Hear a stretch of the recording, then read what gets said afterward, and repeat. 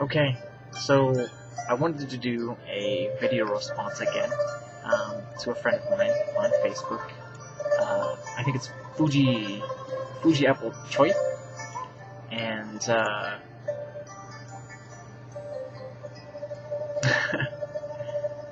yes, the philosophy has been what kind of got me into um, everything else that was kendo related. Kendo Drizzy has left the was server. what, let me go ahead and close that out. Kendo was what I really wanted.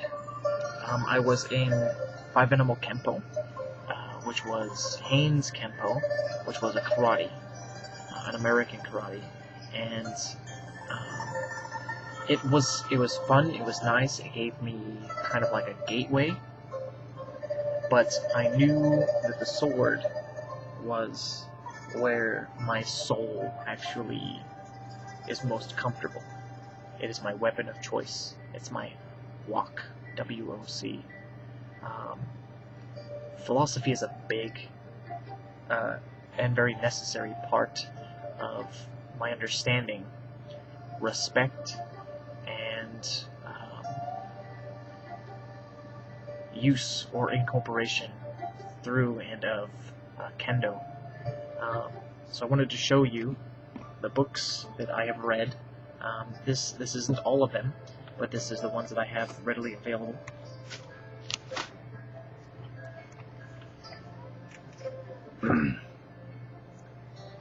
In order, I probably read...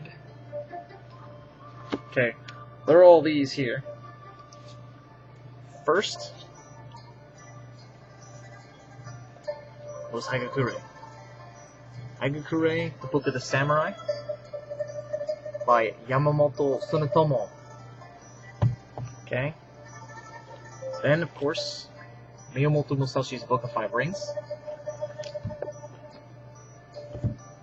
Then I went on to read Way of the Peaceful Warrior by Dan Millman.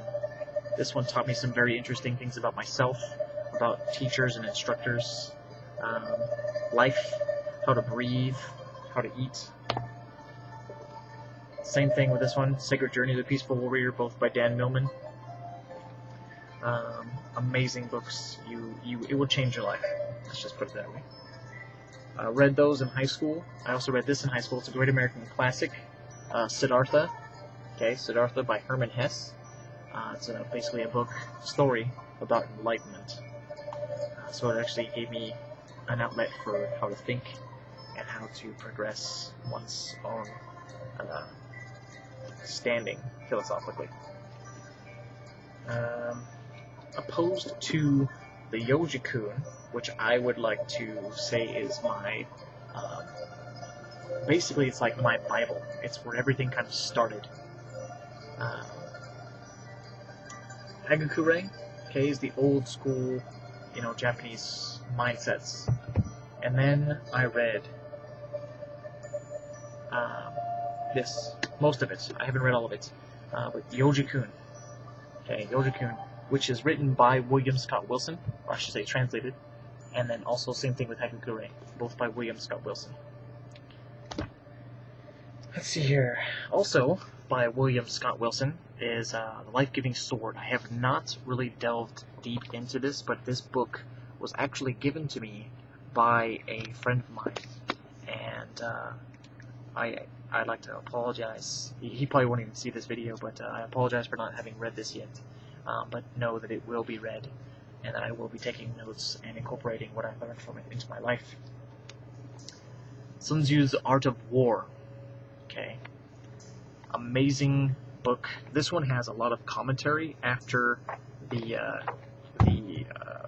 what do you call it? The more or less proverbs from Sun Tzu itself. Like this is where right about where it actually ends. So all this is Sun Tzu's Art of War, and then this is like generals and other people who have comments on his work, The Art of War. I would say if you really want to study the art of war, read what he writes first. Okay, try to come up with your own understanding visually, mentally. Okay, and then try to visualize it as if it was actually happening right in front of you, and you will understand. You should be able to understand a great deal about tactics. Very good book, Sun Tzu's Art of War. This one is one of the more recent ones that I picked up. I took off the cover, just because I don't really like flapping covers, but it's The Lone Samurai, okay, which is also by William Scott Wilson, which is the story of Miyamoto Musashi. I am only probably maybe halfway through this, but it perplexed me. It was very grandiose. I actually found out that Miyamoto Musashi dueled most of his duels with a wooden bokken, and won. And I've recently kind of changed my ideal with the actual use of real swords. I think that the katana is not practical, which more or less means that the bokken and the shinai are also not practical. Now, I will try to explain and elaborate on that. I think that the short sword, the wakizashi, is hands down more practical, especially on the initial draw, and also for home defense. Like if you were ever to get infiltrated by anyone who's invading your home and you were trying to protect your kids or your wife, or even your own life, that the wakizashi would work better indoors. And I mean, it's the only place that you can legally, actually like have and own one.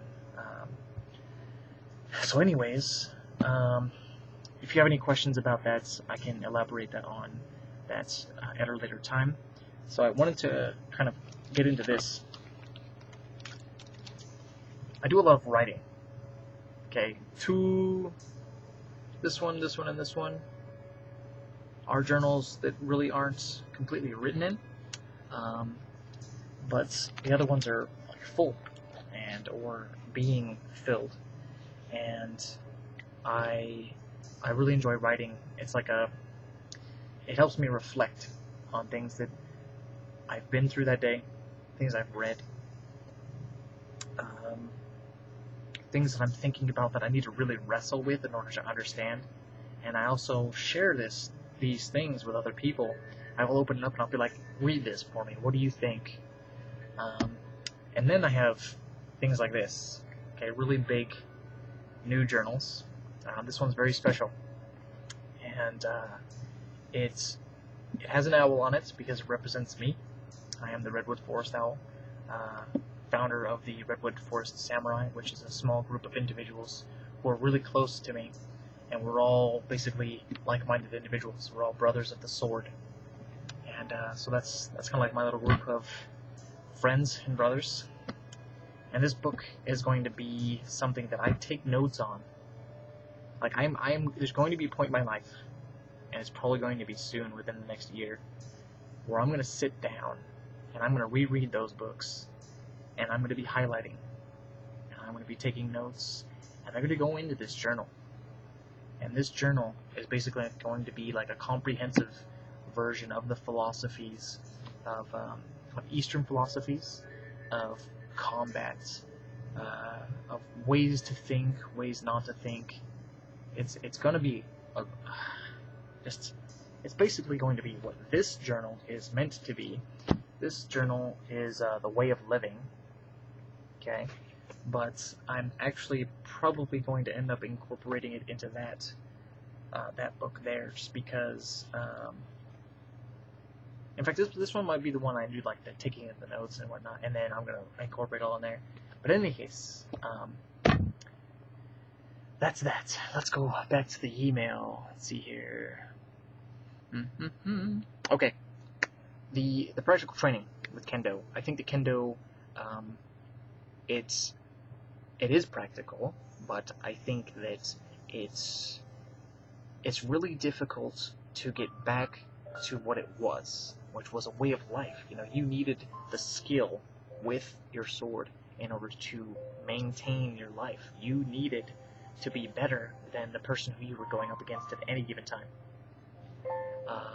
So it's really difficult to put that kind of emphasis on life and death when you're competing, because you're going to get struck, you're going to be striking, but no one's dying, no one's getting no one's getting injured, or I should say, not deathly injured.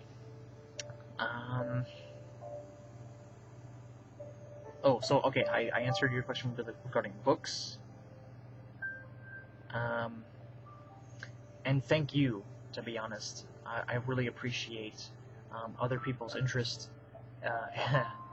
in things that I already have, gone over or read or been involved in. But I envy you guys, all of you who are actually in the dojo. I've never really been in a dojo. I've never equipped, Bogu. I've never equipped a full set of armor. I would love to do that. If I had the chance to get into a dojo for like a summer camp, you better believe that I'd be signing on the dotted line saying, I want to do that. And I might, someday soon. I might even do it this summer. I don't know. We'll see. Let's see here.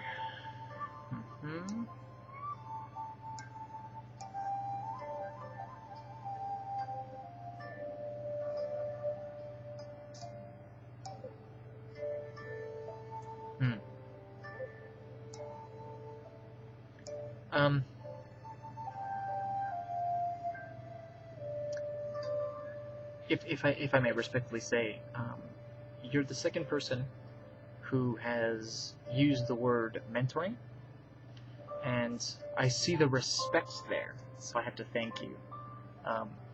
But I want to say, with respect, that what I have has been of self-interest. I have sought the information myself, and I have asked questions. I have done things wrong, and I have learned.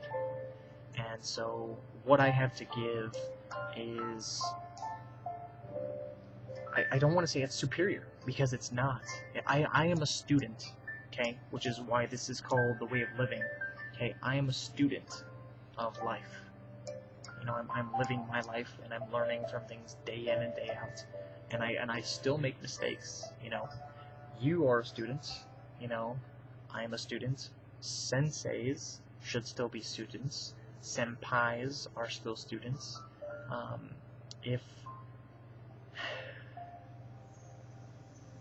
Let's just say, let's compare it to like the Knights of the Round Table.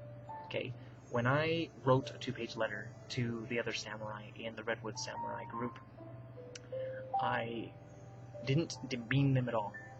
I said that we are equal, and that we need to treat everybody equal, and we need to protect everyone equally.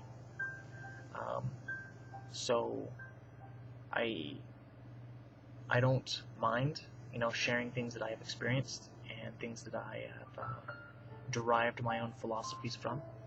Just please don't think that I am in any way, shape, or form above someone else, because I'm not. I have flaws, and my flaws of being human and my decisions keep me right there with everybody else. Okay, we're no different, we're no better, okay, and we're no worse. So I hope that answers all of your questions. I was trying to keep this under 15 minutes. I hope that wasn't too long for you and everyone else who decides to watch. And if you have any questions, feel free to ask, and I'm probably going to do a video response again.